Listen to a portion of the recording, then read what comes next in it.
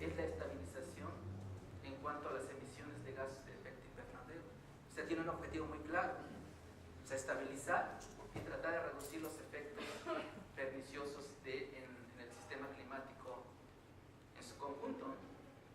Para esto, digamos, este convenio marco establece una serie de compromisos generales, pero introduce compromisos diferenciados entre países industrializados y países en desarrollo. Es, si no mal recuerdo, el primer instrumento jurídico internacional que introduce este asunto de responsabilidades comunes pero diferenciadas.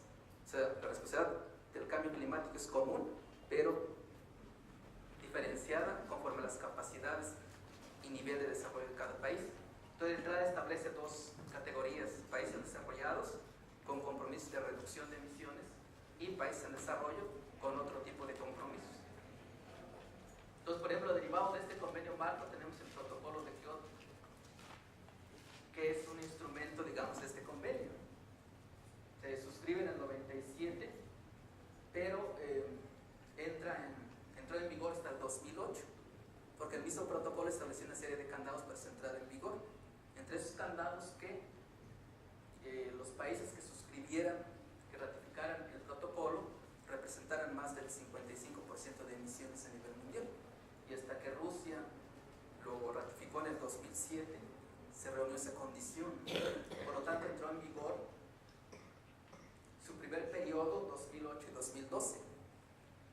De tal manera que la realidad es que este protocolo ya expiró, digamos, está en proceso de negociación para un segundo periodo, pero en realidad no está vigente en este momento. Entonces, pero aún cuando estuviese vigente, digamos, el nivel de reducciones son meramente, digamos, no son significativas, digamos, las reducciones, las metas, para el tipo de problema que se tiene para el nivel de emisiones. Entonces es un instrumento más así como que de protocolo, ¿no? Como su nombre lo indica. No es un instrumento eficaz jurídicamente hablando, ¿no? O sea, es un instrumento muy limitado. Pero dentro de todo, bueno, el protocolo de Kioto establece compromisos cuantificados para los países desarrollados en cuanto a emisiones de gases de efecto invernadero, y establece una reducción promedio de un 5% para los países desarrollados, tomando en consideración como base el nivel de emisiones que tenían en 1990. Entonces, ese es el principal arreglo institucional internacional que tenemos. Igual el convenio marco sobre cambio climático establece una serie de mecanismos para la cooperación en este asunto. De estos mecanismos de cooperación, bueno, está lo que tiene que ver con la investigación, por ejemplo, científica, que tiene que ver con la comprensión de las causas del cambio climático, la reducción de los rangos de incertidumbre, que es un problema central a nivel científico, ¿no? O sea, el problema es cómo reducir esos rangos de incertidumbre, y eso va a influir en la toma de decisiones privadas y públicas, ¿no? Obviamente. Intercambio de información también lo contempla, y también este convenio marco ya contempla el asunto de la educación. Lo saco más o menos al cuento básicamente por el asunto de la educación, aun cuando debemos contextualizar todo este asunto, ¿no? En cuanto a la educación, bueno, establece la necesidad de una educación, digamos, que se vincule con este asunto global, ¿no? El cambio climático. Entender cómo se da, cuáles son las principales causas y efectos, y cuál es el papel de la incertidumbre, o cómo administrar la incertidumbre. Entonces, ese es el papel, digamos, inicial de la educación desde esta perspectiva del marco institucional, ¿no? Entonces, en este contexto, digamos, tomando en cuenta la evidencia científica disponible y el marco institucional, la educación sobre el cambio climático básicamente comprende, desde esta perspectiva, comprendería la elaboración y aplicación de programas de capacitación, por ejemplo, ¿no? Elaboración y aplicación de programas de educación en todos los niveles de entrada, también la preparación e intercambio de información de material educativo, dependiendo los sectores y las modalidades educativas, la formación de personal científico, técnico y directivo. Eso es lo que de entrada introduce este instrumento como elemento fundamental para empezar a perfilar lo que es la educación sobre los riesgos asociados con el cambio climático. Ahora, digamos, otra evidencia que tenemos, digamos, en cuanto ya el asunto del riesgo, tenemos, por ejemplo, los resultados que arroja un estudio que realizó el Foro Económico Mundial en este año sobre la probabilidad de los riesgos globales. Acá hace un estudio sobre los riesgos globales, probabilidad e impacto. Por ejemplo, en cuanto a probabilidad, introduce, por ejemplo, en este caso tenemos el aumento de emisiones de gases de efecto invernadero, ¿sí? Donde, digamos, se ubica con un 3.94 de probabilidad de un referente de 5. Entonces ya está, digamos, a nivel punto medio, ¿no? Cuanto a impacto, tenemos, por ejemplo, la falta de adaptación al cambio climático, también ya aparece dentro de los riesgos globales, ¿no? Esto se deriva de una consulta que se hizo a los expertos a nivel mundial y arroja, bueno, ya está dentro de los principales riesgos globales, donde podemos ver, bueno, se encuentran, por ejemplo, el asunto financiero, el problema del abastecimiento de agua, problemas fiscales, armas de destrucción masiva, y ahí podemos ver que ingresa el asunto del cambio climático y el asunto del aumento de emisiones de gases de efecto invernadero. Y también, bueno, en cuanto a estos riesgos globales, la percepción de esos riesgos globales, tenemos, por ejemplo, en el año 2011, por ejemplo, se encuentra la percepción de catástrofes meteorológicas, ¿sí? En este caso, también en el 2011, bueno, las catástrofes hidrológicas. Tenemos, por ejemplo, en el caso del 2012, ¿sí? Tenemos que aparece ahí el aumento de las emisiones de gases de efecto invernadero. Igual en el 2013, son 2 años donde aparecen esos 2 riesgos. Y también tenemos, en el 2011 aparece la pérdida de biodiversidad y también aparece para el 2011 las catástrofes climáticas, ¿sí? Aparte, bueno, de los problemas colaterales como problemas de abastecimiento de agua. Entonces, conclusión, digamos, según esta percepción global, aparece el asunto del cambio climático, aparece ya dentro de los riesgos globales, 5 riesgos globales, digamos, más importantes en general. Entonces, ¿por qué? Porque a veces también, esto lo saco, digamos, a colación, por el asunto de la percepción, porque a veces una es la percepción científica y otra la percepción social. A veces hay variaciones sustanciales, ¿no? Entonces, a veces la percepción social, por ejemplo, en ciertos sectores, por ejemplo, sobre el cambio climático, pues es diferente o es a un nivel diferente. Entonces eso importa también, por ejemplo, en el caso de cuál es el papel que puede jugar la educación en esa concientización sobre los riesgos asociados al cambio climático en este caso. Entonces aquí, bueno, seguimos un poco con lo que tiene que ver con riesgos globales, y aquí, bueno, también vamos a ver que aparece lo que es el asunto de los principales 5 riesgos globales por su impacto, y tenemos, digamos, en el 2011, por ejemplo, las catástrofes climáticas. En el 2012, bueno, aparece, por ejemplo, la crisis de escasez de alimentos.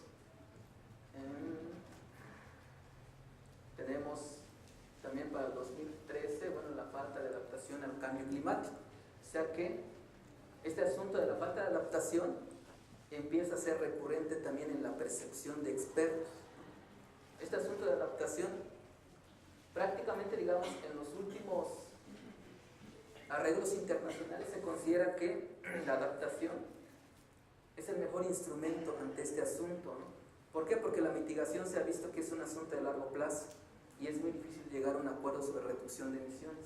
Sin embargo, la adaptación sí corresponde fundamentalmente a cada país, a cada comunidad, a cada estado, o sea, es más concreto el asunto. Se puede manejar a nivel local, a nivel de empresas, de comunidades, de gobiernos locales, subregionales, regionales, etc.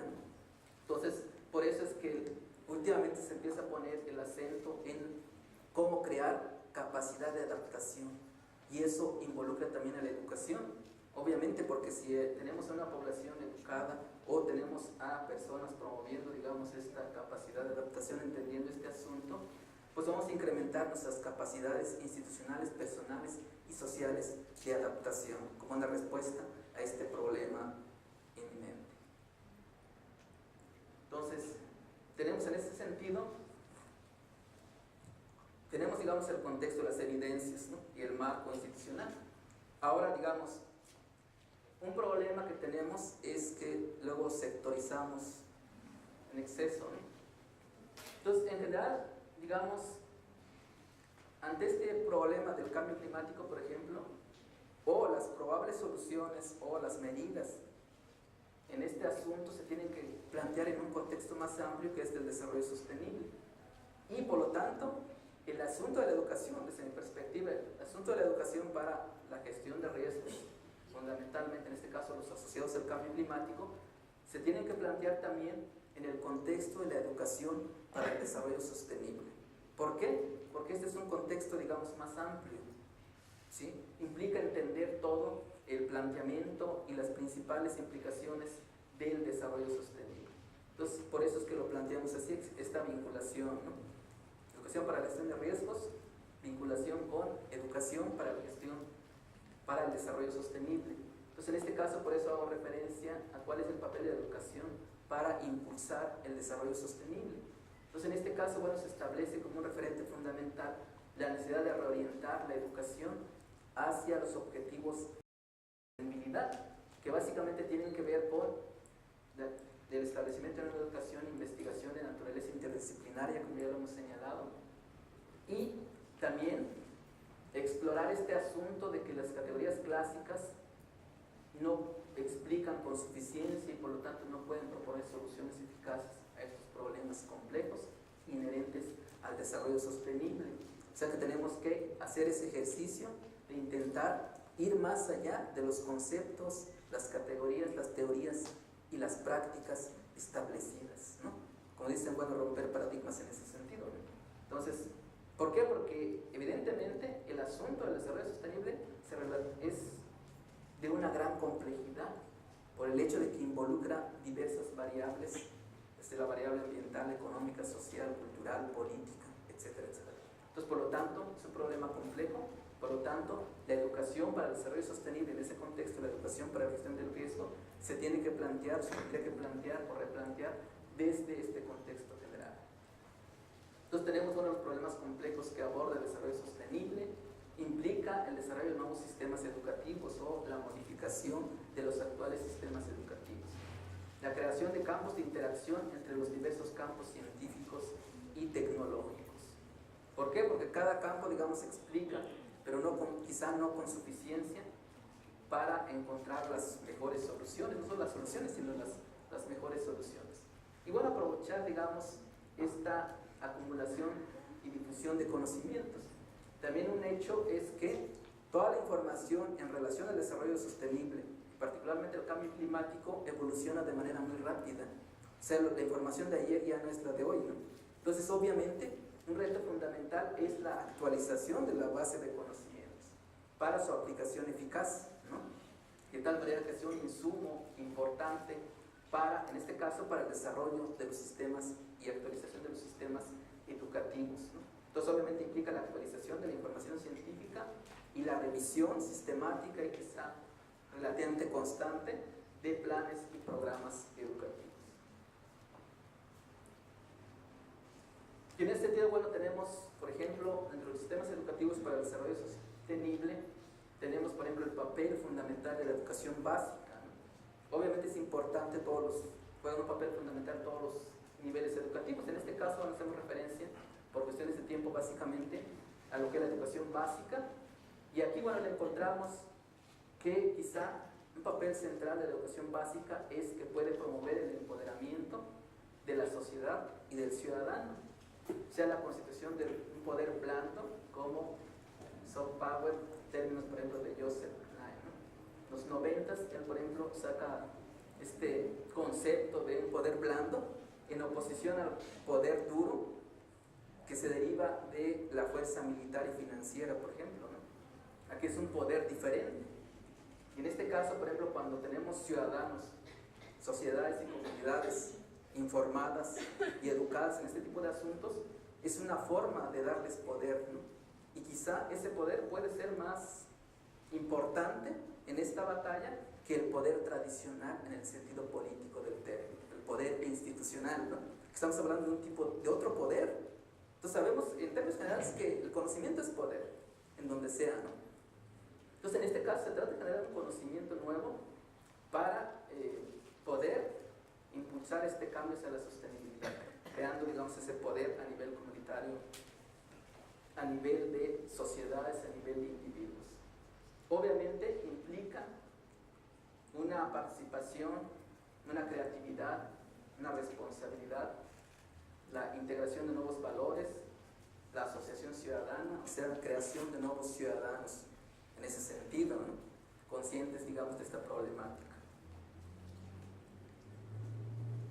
Ahora, digamos, insistiendo en lo que es la rehabilitación de la educación, obviamente aquí tenemos un asunto de la necesidad de generación de nuevos conocimientos, tanto teóricos, prácticos y de principios éticos, con énfasis en los enfoques interdisciplinarios, en la generación de conocimiento significativo, o sea que el conocimiento que adquiere el estudiante sea relevante para su entorno inmediato, porque a veces no percibimos este problema, pues porque quizá no es tan evidente, ¿no?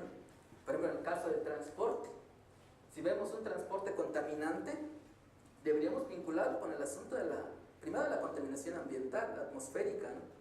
Problema ambiental, y finalmente como un asunto que tiene que ver con el desarrollo sostenible. Entonces a veces vemos que hay camiones, por ejemplo, con altas emisiones, ¿no? Sobre todo transporte de carga, ¿no? Es muy común. Hace falta, por ejemplo, esa regulación y nuevas políticas, tanto públicas como privadas, en ese sentido, ¿no? Entonces se trata de generar conocimiento significativo. O sea, el estudiante, ¿qué es lo que tiene en su entorno? O sea, conoce, digamos, cuál es la importancia de la fauna, la flora local o no, o que nos sucede como a muchos que nos espantamos luego con las hormigas, ¿no? Con las arañitas, ¿no? ¿Por qué? Porque no hemos sido educados, ya no nos consideramos como parte de la naturaleza, ¿no? Entonces vemos algo y ya, ¿no? Pensamos que, ¿no? Como enemigos, ¿no? Y no somos parte de la naturaleza, hemos perdido ese vínculo elemental, ¿no? Entonces creo que un asunto central es esta generación de este conocimiento significativo, ¿no? Otra cuestión central, bueno, tiene que ver con modificación de modalidades de consumo y producción. O sea, ¿qué es lo que estamos consumiendo, ¿no? ¿Qué estamos propiciando con ese consumo que estamos haciendo? ¿Tenemos un consumo sostenible o no? Al margen de los efectos sobre la salud, ¿no? ¿Tenemos una producción sostenible o no? ¿Nos transportamos de manera sostenible o no? O sea, a veces es un asunto de prácticas, ¿no? O sea, ¿qué hacemos en nuestra vida cotidiana? Entonces, son varios elementos ahí, ¿no? Y obviamente, los enfoques interdisciplinarios nos van a llevar a comprender mejor estos procesos ecológicos, sociales, económicos, políticos y culturales que están interactuando en territorios y tiempos diferenciados, ¿no? Y con dinámicas diferentes. Entonces hay una identificación de elementos locales de desarrollo sostenible, por lo tanto sería posible propiciar la reflexión sobre modalidades específicas de desarrollo a nivel local, porque también no es un asunto ni un modelo global únicamente, ¿no? Tiene principios globales, se pueden considerar principios globales, pero su viabilidad depende fundamentalmente del desarrollo de modalidades que se adapten a las particularidades locales, a las potencialidades, intereses, culturas locales, ¿sí? Entonces no es tan general, digamos, en ese sentido. Y finalmente, bueno, tenemos un asunto de la necesidad de establecer una estrategia por una comunicación eficaz de los valores y la educación que se vincula con este asunto del desarrollo sostenible, ¿no? O sea, tiene que promover el debate, la participación ciudadana, construir acuerdos a partir de intereses opuestos, por ejemplo. Hay asuntos globales, nacionales y regionales y locales donde existen intereses contrapuestos. Por ejemplo, en el asunto de la reducción de emisiones, existen intereses contrapuestos entre países, sectores productivos, consumidores, productores, etcétera, etcétera, ¿no? Y también nos ayudará a explicar la complejidad de las cuestiones del desarrollo sostenible. ¿Por qué? Porque las explicaciones y soluciones sencillas no ayudan mucho, ni tampoco las predicciones simplistas o catastrofistas. Implica darle mayor cobertura a aquellas teorías, implica, digamos, restarle cobertura a las teorías y posturas extremistas. Pero la prensa y los medios de comunicación transmiten generalmente información sensacionalista o catastrofista. Y esto como que no ayuda mucho a lograr una buena ecuación en este asunto. Finalmente, bueno, el asunto de la educación para la gestión del riesgo, desde mi perspectiva y de otros autores, debe verse como un componente esencial de la educación para el desarrollo sostenible, que es lo que hemos señalado, o sea, no verse como un componente independiente, no autónomo, sino enmarcado en este asunto más amplio de la educación para el desarrollo sostenible, que involucra una diversidad de sectores, ¿no? Y para esto, bueno, tenemos el último referente institucional, la Declaración de Bonn, Conferencia de Bonn de 2009, donde se establece que tanto la gestión del agua, por ejemplo, como la gestión del riesgo y el cambio climático, el problema de la biodiversidad, la crisis alimentaria, la pobreza, la seguridad, son problemas que tienen que ver con la educación para el desarrollo sostenible. Y en ese sentido se establece la necesidad de nuevas ideas y prácticas para la construcción de sociedades más resistentes y sostenibles. ¿Por qué? Porque son dos variables, digamos, que se vinculan ineludiblemente. Entonces, en ese sentido, la gestión del riesgo se asume como un componente de este aspecto más amplio que es la educación para el desarrollo sostenible. Y entonces, en ese sentido, hay que ver que el riesgo tiene que ver con la seguridad a nivel territorial y el desarrollo sostenible. Entonces, de entrada, por ejemplo, el riesgo entonces tiene 4 componentes esenciales: la seguridad económica, que tiene que ver con sistemas de producción; la seguridad ambiental, que tiene que ver con los desastres naturales fundamentalmente; la seguridad institucional, que tiene que ver con el sistema jurídico, el orden público; y la seguridad social, que tiene que ver con cuestiones desde alimentación, cuestiones laborales, de seguridad social, etcétera, etcétera. Entonces, el mismo riesgo se relaciona con un asunto de seguridad a nivel territorial y social de entrada, ¿no? Entonces, se va a percibir, por ejemplo, el riesgo como una construcción social que tiene que ver con ciertos riesgos, digamos, contemporáneos y los riesgos tradicionales.